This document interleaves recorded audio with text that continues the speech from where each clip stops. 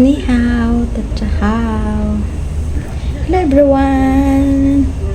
Ngayon guys, pag-usapan natin tungkol sa mga broker pag lumipat ka ng trabaho or mag-change ka ng broker, kung magkano ba talaga ang babayaran.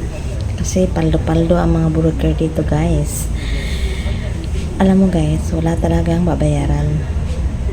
Pag lumipat ka ng trabaho, finish contact ka na, wala kang babayaran. Yan ang iingatan natin, walang babayaran. Huwag na huwag tayo maniniwala pag sinabi ng broker na magbayad ka ng ganito. No. Kasi trabaho naman nila yan. Ako ilang beses na akong lumipat, palipat-lipat, mag-transfer ni piso, wala akong binayaran. Kasi yung broker ko, swerte ako kasi sumusunod sila sa batas. Pero maraming broker dito guys na hindi sumusunod. May mga broker dito na mukhang pera.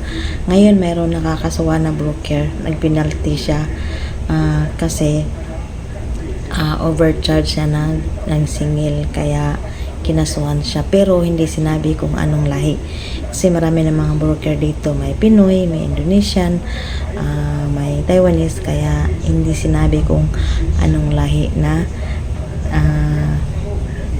anong lahi siya nga kinasuhan.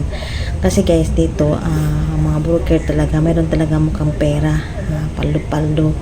Kung kayo ng kaibigan ko, finish contract siya, gusto niyang lumipat ng ibang agency or broker, bang hinihingian siya ng broker niya na bago i-release, hingian siya ng dati niyang broker, hingian siya ng pera. Tapos sabi ko, ba't ka pumayag? Wala naman talagang babayaran. Tapos sabi niya, kasi kung hindi siya magbayad, kung hindi siya i-release, hindi siya makahanap ng trabaho. Ganon yung mga broker. Mayroon talagang broker, makapalang mukha. Mukhang pera talaga. Kaya bumayag na lang siya. Huwag ko magkano binayaran niya, 3,000 yata, 5,000 NT. Malaki-laki na din yun sa peso. Kung ako ilang beses na ako naglipat, wala naman akong binayaran eh. Hinatid pa ako mismo doon kasi dati kong agency sa Miolin, sa bundok, malayo, wala siyang GO. Sabi niya, ilipat na kita sa ibang agency. Doon may GO sila sa kaibigan ko. Yung luma kong agency, yun ang talaga ang maganda na trabaho ng broker. Yung galing ko sa lumang agency, kaya ako napuntang Taipei. Malayo yun eh. Hinatid ako dito sa Taipei kahit malayo. Ang ganun, broker to broker. Wala naman siningil sa akin na magbabayad ng ganun.